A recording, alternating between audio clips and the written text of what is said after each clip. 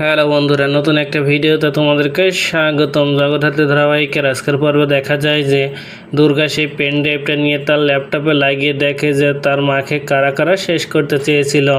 আর দুর্গা দেখে যে তার মায়ের যেদিন চিকিৎসা করানো হয়েছিল সেদিন উৎসব মুখার্জির অ্যাকাউন্ট থেকে ডক্টর শ্রীমতী সেনের অ্যাকাউন্টে অনেকগুলো টাকা ট্রান্সফার করা হয়েছিল। আর ওদিকে দিব্যা সেনের অ্যাকাউন্ট থেকেও ডক্টর শ্রীমতী সেনের অ্যাকাউন্টে অনেক টাকা ট্রান্সফার করা হয়েছিল। আর এতেই দুর্গা বুঝে গেছে আসল অপরাধী কারা। আর সেটা জেনে দুর্গা চলে আসে উৎসবের কাছে, আর তাকে সত্যিটা বলতে বললে কিছুতেই সত্যিটা স্বীকার করে না উৎসব।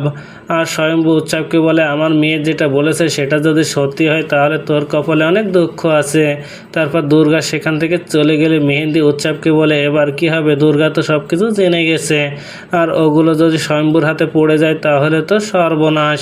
এই কথা শুনে উৎসব মনে মনে প্ল্যান করে আজ রাতের মধ্যে ওই প্রমাণগুলো চুরি করতে হবে। এই বলে রাতে সবাই যখন ঘুমিয়ে পড়ে উৎসব চলে আসে দুর্গার রুমে, আর সেই পেন ড্রাইভটা খুঁজতে থাকে। আর খুঁজতে খুঁজতে সেটা পেয়েও যায়।